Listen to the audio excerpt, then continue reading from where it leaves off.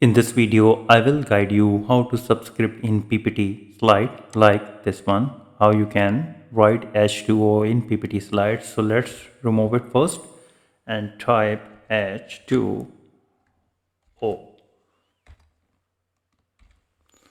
So first select the 2 and right click and go to the font. And under the font section, you will see that there is Subscript.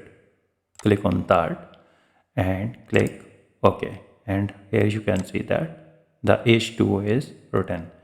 Again select it, go to the font section and Subscript, and here you can offset the, increase the or decrease the percentage of Subscript. And here you can see that the 2 is much below than the other one.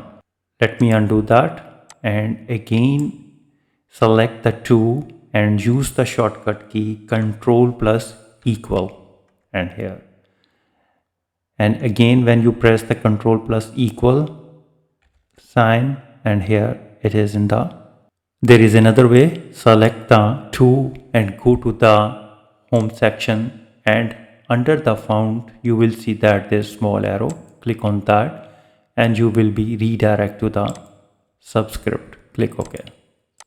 And this is what you can easily subscript in PPT slide. If you think this video is helpful, please support my channel. Thanks for watching.